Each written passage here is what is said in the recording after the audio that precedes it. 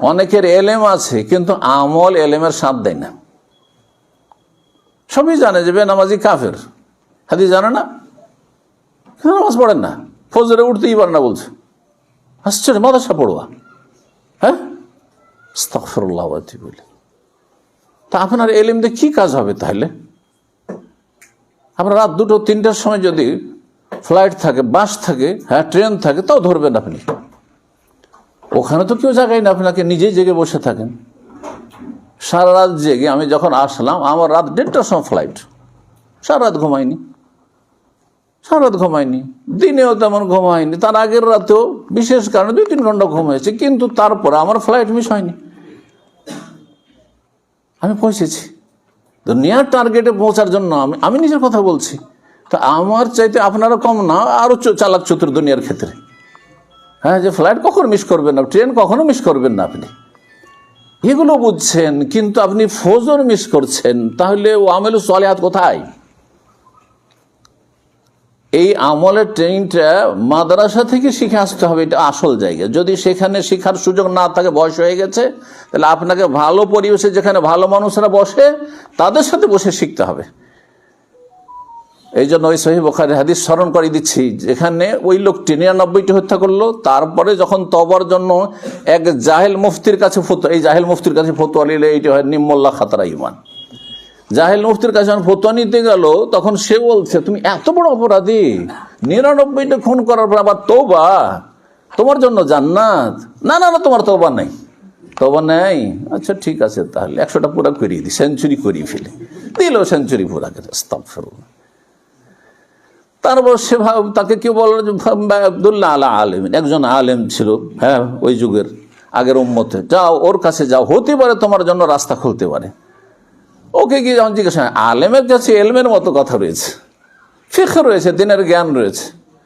সে বললো, মাইয়া হলো বাইনা কবাইনা তওবা, তোমার মাঝে আর তওবার মাঝে কি অন্তরায় হতে পারে, কে বাধা দিতে পারে? আল্লাহ যে কাউকে মাফ করতে হয়, ইন্নাল্লাহ ইয়াগফিরু যুনুবা, সমস্ত গুনাহ মাফ করে। আল্লাহর কাছে গুনাহ হয়ে গেছে, আর তো উপায় নেই, আর জেনে শুনে গুনাহ করবো না, কিন্তু গুনাহ হয়ে যাওয়ার পরে সমাধান হচ্ছে ইউটার্ন। রাস্তা ভুল হয়ে গেছে, যাব মালদা, চলে গেছি এইদিকে রাসাখোয়ার দিকে, তাহলে আমার জানার সাথে সাথে কেউ বেকুব নেই দুনিয়া যে আরো 10 কিলোমিটার চলেই যাবেন, সাথে সাথে ফিরবেন, আপনি সাথে সাথে ফিরবেন। ভুল হয়ে গেছে, সাথে সাথে বুঝতে পারছেন, সাথে সাথে ফিরেন আপনি। ইন্নাল্লাহ ইয়াগফিরু যুনুবা, সব গুনাহ আল্লাহ মাফ করবেন, সমস্ত কিছু আল্লাহ মাফ করবেন। ইন্নাল্লাহ গফুরুর রহিম এই ক্ষেত্রে।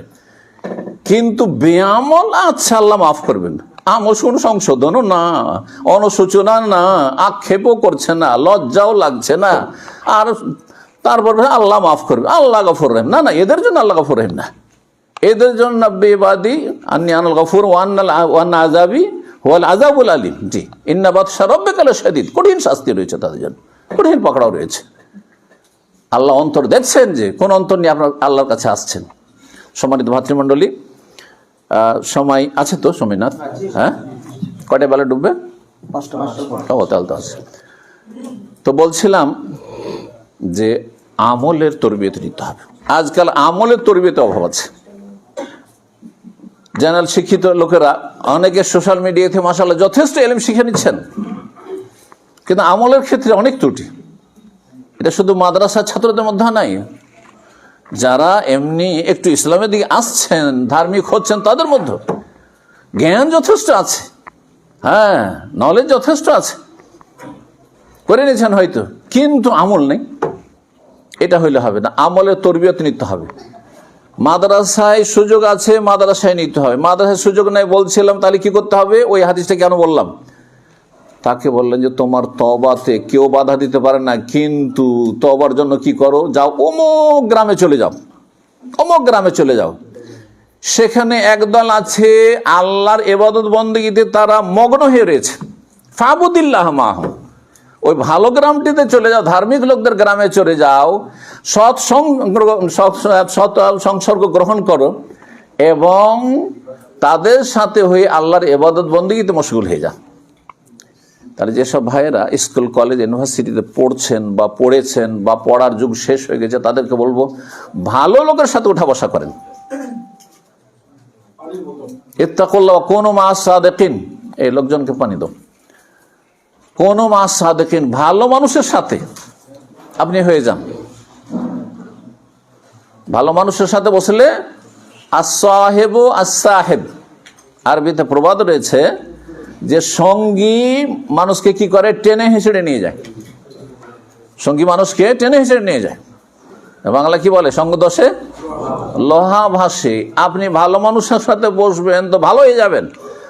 আর ওই খারাপ বন্ধু বান্ধব আগের ছিল, এখন আপনি একটু সংশোধন করে এসেছেন, তারপর খারাপ বন্ধু ত্যাগ করছেন না, ওদের সাথে রিলেশন রাখছেন, ওদের সাথে টেলিফোন যোগাযোগ রাখছেন, ওদের সাথে চায়ের আড্ডায় বসছেন, কখনো ভালো মানুষ থাকতে পারবেন না, খারাপ হয়ে যাবে। আবার আপনার মধ্যে বিভ্রান্তি চলে আসবে, উল্টো দিকে ফিরে যাবেন। সতর্ক সাবধান করছি স্কুল, কলেজের, ইউনিভার্সিটির ছাত্র ছাত্রীদেরকে, যাদেরকে আল্লাহ হেদায়েত নসিব করেছেন, যদি হেদায়েত টিকে থাকতে চান তাহলে আগের যারা খারাপ সঙ্গী ছিল তাদেরকে পরিত্যাগ করুন, বর্জন করুন, ভালো সঙ্গী তলাশ করুন, তাদের সাথে চলাফেরা করা আর চেষ্টা করুন। আল্লাহ যেন তৌফিক দান করেন।